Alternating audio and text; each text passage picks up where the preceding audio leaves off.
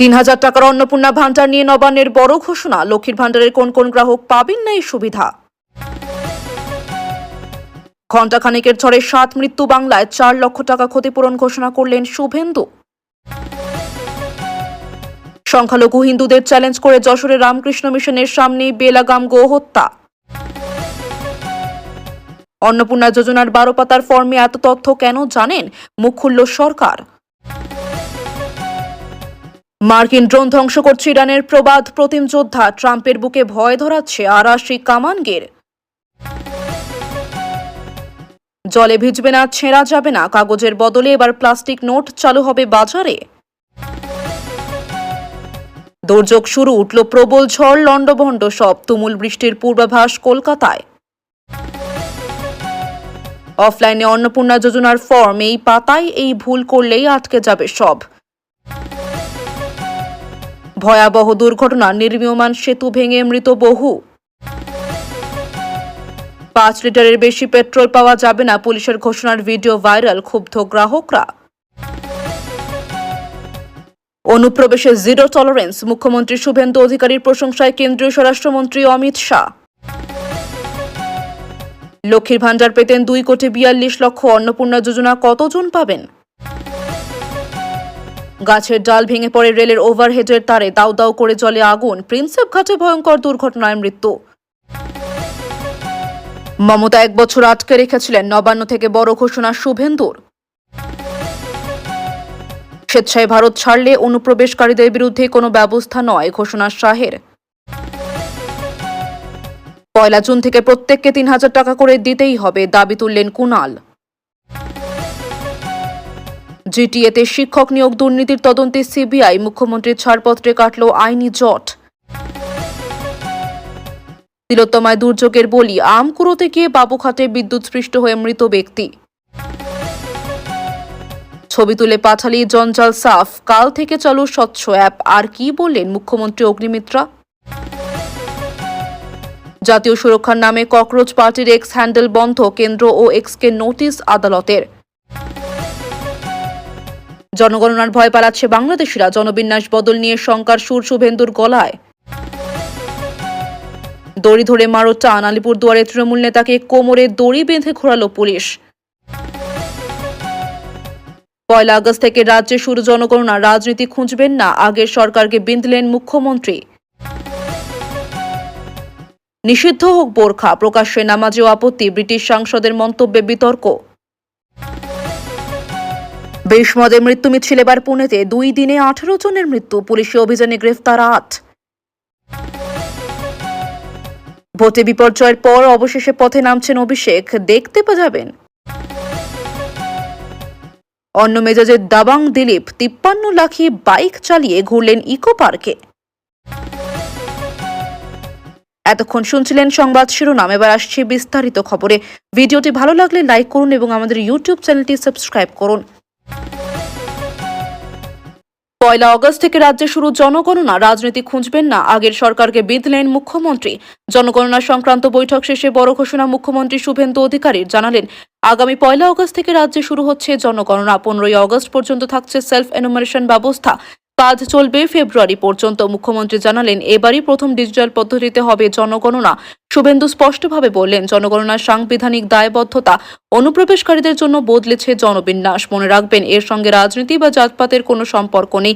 পাশাপাশি পূর্বতন সরকারকে নিশানা করে বলেন, আগের সরকারের গোয়ার তুমির জন্য আমরা পিছিয়ে পড়েছি, অগস্ট জনগণনা হতে পারে, এই ইঙ্গিত মিলেছিল আগে। শুক্রবার বৈঠকের পর জনগণনার কথা ঘোষণা করেন মুখ্যমন্ত্রী শুভেন্দু অধিকারী। প্রক্রিয়া ঘোষণার পর মুখ্যমন্ত্রী জানান, আগামী ১ আগস্ট থেকে রাজ্যে শুরু হচ্ছে জনগণনা। ১৫ আগস্ট পর্যন্ত বাসিন্দারা সেলফ এনুমারেশন। গোটা প্রক্রিয়া নিয়ে আমজনতার যাতে কোনো সমস্যা না হয় সেই কারণে চালু করা হচ্ছে হেল্পলাইন নাম্বার। দেশবাসী যে নাম্বারটি চালু করা হবে সেটি হলো ১৮৫৫। চালু করা হবে আর একটি ল্যান্ডলাইন নাম্বার, সেটি ০৩৩২৩৩৫৯৫০৩। চালু করা হয়েছে ওয়েবসাইট www.westbengal.census.gov.in। জনগণনা নিয়ে অনেকের মনেই অনেক প্রশ্ন, ভয়। এদিন তা নিয়ে মুখ্যমন্ত্রী বললেন, জনগণনার সাংবিধানিক দায়বদ্ধতা। বাংলায় শেষ জনগণনা হয়েছে ২০১১ সালে, পূর্বতন সরকার তারপর আর সেন্সাস করেনি, তৎকালীন মুখ্য সচিব সম্মতি দেননি। তবে এখন বাংলার যা পরিস্থিতি, অনুপ্রবেশকারীদের কারণে যেভাবে জনবিন্যাস বদলে গিয়েছে, তাই জনগণনা জরুরি। এদিন অনুপ্রবেশকারী প্রসঙ্গ উল্লেখ করে শুভেন্দু অধিকারী বলেন, প্রচুর বাংলাদেশিরা জনগণনার ভয় পালাচ্ছে। আপনারা দেখতেই পাচ্ছেন, এই মুহূর্তে যারা হোল্ডিং সেন্টারে রয়েছে তাদের কেউ প্রয়োজনীয় নথি দেখাতে পারবে না। তবে জনগণনায় এদেশের বাংলার নাগরিকদের যে কোনো উদ্বেগের কারণ নেই, তা বুঝিয়েছেন শুভেন্দু। তিনি বলেন, জনগণনার সঙ্গে রাজনীতি, জাতপাতের কোনো সম্পর্ক নেই, এটা আমাদের দায়বদ্ধতা। দড়ি ধরে মারো টান, আলিপুরদুয়ারে তৃণমূল নেতাকে কোমরে দড়ি বেঁধে ঘোরালো পুলিশ। কোটি কোটি টাকা নয় ছয়ের অভিযোগে বৃহস্পতিবারই পুলিশের জালে ধরা পড়েন কালচিনি ব্লকের মাঝের ডাবরি গ্রাম পঞ্চায়েত এলাকার তৃণমূল নেতা মানুষ রায়। শুক্রবার ধৃত নেতার কোমরে দড়ি বেঁধে ঘোরালো পুলিশ। মাথা নিচু করে রাস্তায় হাঁটলেন ধৃত নেতা। রাস্তার দুধারে দাঁড়িয়ে পকেট থেকে ফোন বের করে ফটো তুললেন পথ চলতি মানুষ। তৃণমূল জামানায় কোটি কোটি টাকার দুর্নীতি, প্রায় 10 কোটি টাকা তছরূপের অভিযোগে গ্রেপ্তার হন কালচিনি ব্লকের মাঝের ডাবরি গ্রাম পঞ্চায়েত এলাকার তৃণমূল নেতা মানুষ রায়। 2018 সাল থেকে 2023 সাল পর্যন্ত মানুষ রায়ের স্ত্রী বুবুন রায় প্রধান থাকাকালীন বিভিন্ন প্রকল্প থেকে এই টাকা নয় ছয়ের অভিযোগ রয়েছে। পুলিশ সূত্রে জানা গেছে, স্ত্রীকে প্রধানের পদে বসিয়ে বকলমে মানুষ রায় প্রধানের কাজ সামলেছে। বিভিন্ন প্রকল্পে বহু বিল বানিয়ে কাজ না করে প্রায় 10 কোটি টাকা তছরূপের অভিযোগ তার বিরুদ্ধে। 100 দিনের কাজ, মুরগির পোল্ট্রি ফার্মে শেড নির্মাণ, বাগান তৈরি, টিউবওয়েল বসানো সহ বিভিন্ন প্রকল্প থেকে তিনি কোটি কোটি তুলে নিয়েছেন বিভিন্ন অ্যাকাউন্টে, এমনটাই অভিযোগ রয়েছে। অভিযোগ, গ্রাম পঞ্চায়েত কর্মীদের সহযোগিতায় এই দুর্নীতিগুলো হয়েছে গত 5 বছর ধরে। মানুষ রায় তৃণমূলের আলিপুরদুয়ার জেলা কমিটির যুব সহ সভাপতির দায়িত্বে ছিলেন। সে সময় ক্ষমতার অপব্যবহার করে দিনের পর দিন দুর্নীতি চালিয়ে গিয়েছেন, এমনটাই বলেছেন এলাকার বাসিন্দারা। সরকার বদলাতেই দুর্নীতির ঘুঘুর বাসা ভাঙতে শুরু করায় পুলিশকে বাহবা গ্রামবাসীদের। বৃহস্পতিবারই মানুষ রায়কে গ্রেপ্তারের পর মাঝের ডাবরি এলাকার বাসিন্দারা শামুকতলা থানায় গিয়ে পুলিশ আধিকারিককে সংবর্ধনা দেয়। ফুলের তোড়া দিয়ে অভিনন্দন জানান তারা। 1 জুন থেকে প্রত্যেককে 3000 টাকা করে দিতেই হবে, দাবি তুললেন কুণাল। আর রেড রোড নয়, এবার ব্রিগেডে পালিত হবে ঈদ, সেই নির্দেশ দেওয়া হয়েছে সরকারের পক্ষ থেকে। সেই মতো ব্রিগেডে পালিত হচ্ছে ঈদ, সেখানেই নামাজ শুরু হয়েছে। অপরদিকে আজ মায়াপুরের ইস্কন মন্দিরে যাবেন মুখ্যমন্ত্রী শুভেন্দু অধিকারী। সকাল 11টায় সেখানে যাবেন তিনি। পুজো করবেন গোশালায়, তার সফর ঘিরে তৎপরতা তুঙ্গে। এরপর মুখ্যমন্ত্রী মায়াপুর থেকে ফিরে ডুমুরজলা থেকে কোলাঘাট যাবেন, সেখান থেকে কাঁথি। এদিকে সরকারের পালাবদল হতেই দেখা যাচ্ছে তৃণমূলের বহু তাবর নেতা সাংসদরা মুখিয়ে রয়েছেন বিজেপিতে যোগদানের জন্য। কেউ কেউ পূর্বের দলের উপর ক্ষোভ উগরে দিয়েছেন। এই পরিস্থিতিতে আজ বঙ্গ রাজনীতির জল কোন দিকে গড়ায়, আপাতত সেই দিকেই থাকবে সারাদিনের নজর। স্বেচ্ছায় ভারত ছাড়লে অনুপ্রবেশকারীদের বিরুদ্ধে কোনো ব্যবস্থা নয়, ঘোষণা শাহের। বাংলায় শুরু হয়েছে ডিটেক্ট, ডিলিট এবং ডিপোর্ট। শাহের 3D নির্দেশের পরই তৎপর বঙ্গ বিজেপি সরকার। জেলায় জেলায় হোল্ডিং সেন্টার তৈরির কাজ শুরু হয়ে গিয়েছে। এই আবহেই দেখা যাচ্ছে সীমান্ত ভিড় করছে বহু বাংলাদেশি। বাংলাদেশে ফিরে যাওয়ার জন্য বসিরহাটের হাকিমপুরের চেকপোস্টে ভিড় করেছেন অনুপ্রবেশকারী বাংলাদেশিরা। এবার সেই সব অনুপ্রবেশকারীদের জন্য বড় বার্তা দিলেন কেন্দ্রীয় স্বরাষ্ট্রমন্ত্রী অমিত শাহ। বাংলায় অনুপ্রবেশ নিয়ে কি সিদ্ধান্ত শাহের? গুজরাটে 3 দিনের সফরে গিয়েছেন কেন্দ্রীয় স্বরাষ্ট্রমন্ত্রী অমিত শাহ। সেখান থেকেই তিনি দাবি করেন, বাংলার পরিস্থিতিটা বদলে গিয়েছে মাত্র কয়েকদিনের মধ্যে। প্রতিদিন 5000 থেকে 10,000 বাংলাদেশি ফিরে যাচ্ছে। শাহ বলেন, বাংলার মুখ্যমন্ত্রী সম্প্রতি শপথ নিয়েছেন, আর পরিবর্তনের মধ্য দিয়ে চোখে পড়ছে। আগে প্রতিদিন 5000 থেকে 10,000 অনুপ্রবেশকারী প্রবেশ করত, এখন প্রতিদিন 5000 থেকে 10,000 মানুষ ফিরে যেতে শুরু করেছে। এই প্রসঙ্গ টেনেই তিনি জানান, ভারতে অবৈধভাবে বসবাসকারী বাংলাদেশিরা স্বেচ্ছায় দেশ ছাড়লে তাদের বিরুদ্ধে ব্যবস্থা নেবে পশ্চিমবঙ্গ সরকার। অবৈধ বাংলাদেশিদের কি নির্দেশ? অমিত শাহও জানিয়েছেন, স্বেচ্ছায় ভারত ছেড়ে চলে গেলে পশ্চিমবঙ্গ সরকার কোনো কেস ফাইল করবে না, এমনকি বিনা বাধায় সীমান্ত অতিক্রম করতে সব রকম সাহায্য করবে বাংলার নতুন বিজেপি সরকার। পূর্বতন মমতা বন্দ্যোপাধ্যায়ের সরকারকে আক্রমণ করে অমিত শাহের অভিযোগ, পশ্চিমবঙ্গে নির্বিচারে অনুপ্রবেশকারীদের ঢুকিয়েছে আগের সরকার। তিনি আরও বলেন, পশ্চিমবঙ্গ নির্বাচনে রাজ্যের মানুষ দেখিয়ে দিয়েছেন তারা SIR এর পাশে আছেন। তারা স্পষ্ট করে দিয়েছেন যে দেশে অনুপ্রবেশ বরদাস্ত করা উচিত নয়। শাহ আরও বলেন, নরেন্দ্র মোদীর নেতৃত্বাধীন বিজেপি সরকার এটা প্রতিষ্ঠা করেছে। দেশের ভবিষ্যৎ নির্ধারণের অধিকার শুধুমাত্র দেশের নাগরিকদের হাতেই থাকতে হবে, দেশে অনুপ্রবেশকারী বহিরাগতদের হাতে নয়। লক্ষ্মীর ভান্ডার পেতেন 2,42,00,000। অন্নপূর্ণা যোজনা কতজন পাবেন জেনে নিন। রাজ্য জুড়ে এখন আলোচনার কেন্দ্রে অন্নপূর্ণা যোজনা। কিভাবে ফর্ম পূরণ করতে হবে তা জানতে উৎসুক সবাই। একই সঙ্গে কেন 12 পাতার ফর্ম, সেই প্রশ্ন উঠছে।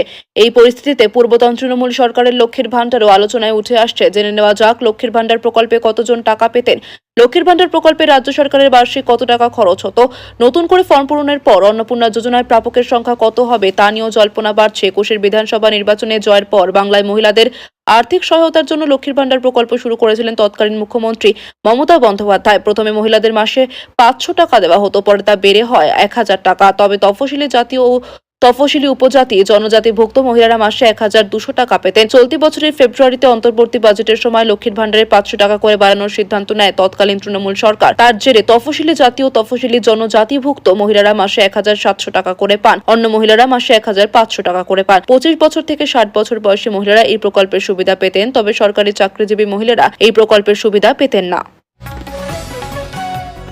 ভয়াবহ দুর্ঘটনা, নির্মীয়মান সেতু ভেঙে মৃত বহু। উত্তরপ্রদেশের হামিমপুরে নির্মীয়মান সেতু ভেঙে ভয়াবহ দুর্ঘটনা। নির্মীয়মান সেতু ভেঙে অন্তত 6 জনের মৃত্যু হয়েছে। জোর কদমে চলছে উদ্ধার কাজ। প্রাথমিকভাবে মনে করা হচ্ছে প্রবল ঝড় বৃষ্টির কারণে সেতুটি ভেঙে পড়েছে। শুক্রবার ভোর 2টোর সময় উত্তরপ্রদেশের হামিমপুরে বেতুয়া নদীর ওপর নির্মীয়মান সেতুর একটি স্ল্যাব হঠাৎ করে ভেঙে যায়। এই দুর্ঘটনায় 6 জন শ্রমিক নিহত হয়েছেন। এখনো 6 জন শ্রমিকই ধ্বংসস্তূপের নিচে আটকা পড়ে আছেন। রাজ্যে দুর্যোগ মোকাবিলা বাহিনী উদ্ধার কাজ শুরু করেছে। জেসিবি দিয়ে ধ্বংসস্তূপ সরানোর কাজ ইতিমধ্যেই শুরু হয়ে গেছে। জলে ভিজবে না, ছেনা যাবে না, কাগজের বদলে এবার প্লাস্টিক নোট চালু হবে বাজারে। বদলে যেতে পারে ভারতীয় মুদ্রার সব পরিভাষা। কাগজের বদলে এবার প্লাস্টিক নোট চালু করতে পারে রিজার্ভ ব্যাংক। সূত্রের খবর, ইতিমধ্যে এই বিষয়ে আলোচনা শুরু করেছে কেন্দ্রীয় ব্যাংক। সব ঠিকঠাক থাকলে শীঘ্রই পাওয়া যাবে এই নিয়ে সুখবর। কেন এই সিদ্ধান্ত নিতে চাইছে রিজার্ভ ব্যাংক? মূলত কাগজের নোট ছাপানো এখন রিজার্ভ ব্যাংকের কাছে অত্যন্ত খরচ সাপেক্ষ কাজ হয়ে দাঁড়িয়েছে। এমনিতেই আকাশ ছোঁয়া খরচ ও প্রতি বছর কোটি কোটি ময়লা বা ছেঁড়া নোট বাতিল করতে হয় কেন্দ্রীয় ব্যাংকে। সেই ঝক্কি থেকে মুক্তি সামলাতে এবার পলিমার ব্যাংক নোট বা প্লাস্টিকের নোট চালুর পরিকল্পনা করছে সরকার। অতীতে 1 দশক আগেও এই পরিকল্পনা ছিল রিজার্ভ ব্যাংক। সেই প্ল্যান ফের ফিরিয়ে আনার কথা ভাবছে ভারতীয় রিজার্ভ ব্যাংক। শনিতে আরও বাড়বে ঝড় বৃষ্টি। রাত পোহালে দক্ষিণবঙ্গের কোন কোন জেলায় দুর্যোগ? আগাম আপডেট। পূর্বাভাস মতোই তুমুল ঝড় বৃষ্টি হচ্ছে দক্ষিণবঙ্গের জেলাগুলিতে। তাপমাত্রাও নেমেছে। আবহাওয়া দপ্তর বলছে বিক্ষিপ্ত ঝড় বৃষ্টির ধারা আগামীকালও অব্যাহত থাকবে দক্ষিণবঙ্গের জেলাগুলিতে। কলকাতা সহ দক্ষিণবঙ্গের একাধিক জেলায় কালবৈশাখীর পূর্বাভাস রয়েছে।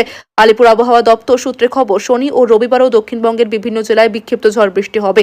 তীব্রতা কমবে যদিও হালকা থেকে মাঝারি বৃষ্টির সঙ্গে ঘন্টায় 30 থেকে 50 কিলোমিটার বেগে দমকা বাতাস বইতে পারে। পাশাপাশি বজ্রবিদ্যুৎ সহ বৃষ্টির সম্ভাবনা থাকবে কলকাতা শহরেও। আগামীকাল অধিক ঝড় বৃষ্টির সম্ভাবনা পূর্ব মেদিনীপুর, পশ্চিম মেদিনীপুর, ঝাড়গ্রাম, বাঁকুড়া, পুরুলিয়া, 2 24 পরগনায়। দক্ষিণবঙ্গের সর্বত্র বজ্রবিদ্যুৎ সহ বৃষ্টির সম্ভাবনা রয়েছে। পাশাপাশি ঘন্টায় 40 থেকে 50 কিলোমিটার বেগে ঝোড়ো হাওয়া বইতে পারে। গত 2 দিনের ঝড় বৃষ্টির জেরে তাপমাত্রা কিছুটা কমেছে দক্ষিণবঙ্গে। শহর কলকাতাতেও ভ্যাপসা গরমের অস্বস্তি কম।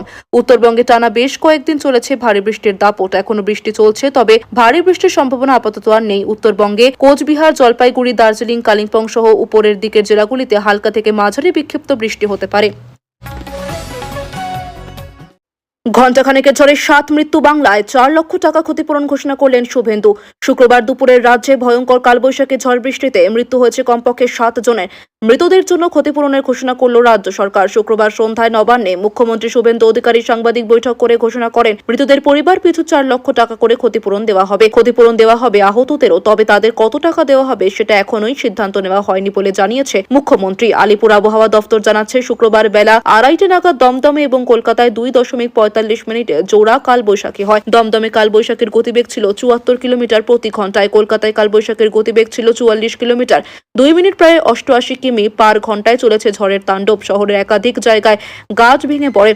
তারই মধ্যে প্রিন্সেপ ঘাটে যায় মর্মান্তিক ঘটনা। প্রিন্সেপ ঘাটে গাছ পড়ে মৃত্যু হয় এক ব্যক্তির। চক্র রেলের ওভারহেডের ওপর গাছ পড়ে আগুন লেগে যায়। সল্টলেক সহ কলকাতা শহরতলি একাধিক জায়গায় গাছ ভেঙে পড়ে। প্রিন্সেপ ঘাটে গাছ ভেঙে পড়ে মৃত্যু হয় একজনের। দক্ষিণবঙ্গের বেশিরভাগ জেলাতেই আজ ঝড় বৃষ্টি হয়েছে। কলকাতা সহ বেশিরভাগ জেলাতে কালবৈশাখীর ঝড় সঙ্গে তীব্র বৃষ্টি। জেলাতেও একাধিক জায়গায় একাধিক জনের মৃত্যু হয়েছে বলে খবর। সরকারি সূত্রে এদিন মোট 7 জনের মৃত্যু হয়েছে। আহত হয়েছেন বেশ কয়েকজন। মার্কিন ড্রোন ধ্বংস করছে ইরানের প্রবাদ প্রতিম যোদ্ধা। ট্রাম্পের বুকে ভয় ধরাচ্ছে আরাশ-ই-কামানগির। নতুন করে যুদ্ধের দামামার মাঝে আমেরিকার অত্যাধুনিক MQ-9 রিপার ড্রোন ধ্বংস করেছে ইরান। আমেরিকাকে জব্দ করতে এই অভিযানে তারা ব্যবহার করেছে এক নতুন আকাশ প্রতিরক্ষা ব্যবস্থা, যার নাম আরাশ-ই-কামানগির, ফার্সি ভাষায়, যার অর্থ তীরন্দাজ আরাশ। ইরানের লোকগাথায় আরাশ হলেন এক কিংবদন্তি যোদ্ধা।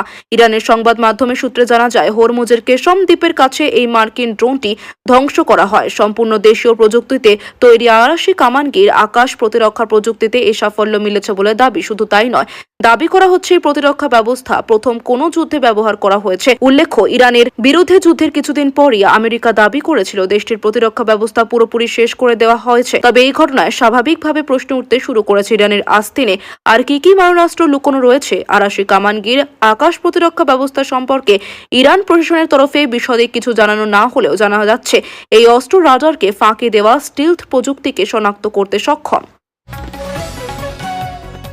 ঘণ্টাখানেকের ঝড়ে 7 মৃত্যু। বাংলায় 4 লক্ষ টাকা ক্ষতিপূরণ ঘোষণা করলেন শুভেন্দু। শুক্রবার দুপুরের রাজ্যে ভয়ঙ্কর কালবৈশাখী ঝড় বৃষ্টিতে মৃত্যু হয়েছে কমপক্ষে 7 জনের। মৃতদের জন্য ক্ষতিপূরণের ঘোষণা করল রাজ্য সরকার। শুক্রবার সন্ধ্যায় নবান্নে মুখ্যমন্ত্রী শুভেন্দু অধিকারী সাংবাদিক বৈঠক করে ঘোষণা করেন মৃতদের পরিবার পিছু 4 লক্ষ টাকা করে ক্ষতিপূরণ দেওয়া হবে। ক্ষতিপূরণ দেওয়া হবে আহতদেরও, তবে তাদের কত টাকা দেওয়া হবে সেটা এখনোই সিদ্ধান্ত নেওয়া হয়নি বলে জানিয়েছে মুখ্যমন্ত্রী। আলিপুর আবহাওয়া দফতর জানাচ্ছে শুক্রবার বেলা 2:30 নাগাদ দমদমে এবং কলকাতায় 2.45 মিনিটে জোড়া কালবৈশাখী হয়। দমদমে কালবৈশাখীর গতিবেগ ছিল 74 কিলোমিটার প্রতি ঘন্টায়। কলকাতায় কালবৈশাখীর গতিবেগ ছিল 44 কিলোমিটার। 2 মিনিট প্রায় 88 কিমি পার ঘন্টায় চলেছে ঝড়ের তাণ্ডব। শহরের একাধিক জায়গায় গাছ ভেঙে পড়ে। তারই মধ্যে প্রিন্সেপ ঘাটে যায় মর্মান্তিক ঘটনা। প্রিন্সেপ ঘাটে গাছ পড়ে মৃত্যু হয় এক ব্যক্তির। চক্র রেলের ওভারহেডের ওপর গাছ পড়ে আগুন লেগে যায়। সল্টলেক সহ কলকাতা শহরতলি একাধিক জায়গায় গাছ ভেঙে পড়ে। প্রিন্সেপ ঘাটে গাছ ভেঙে পড়ে মৃত্যু হয় একজনের। দক্ষিণবঙ্গের বেশিরভাগ জেলাতেই আজ ঝড় বৃষ্টি হয়েছে। কলকাতা সহ বেশিরভাগ জেলাতে কালবৈশাখীর ঝড় সঙ্গে তীব্র বৃষ্টি। জেলাতেও একাধিক জায়গায় একাধিক জনের মৃত্যু হয়েছে বলে খবর। সরকারি সূত্রে এদিন মোট 7 জনের মৃত্যু হয়েছে। আহত হয়েছেন বেশ কয়েকজন।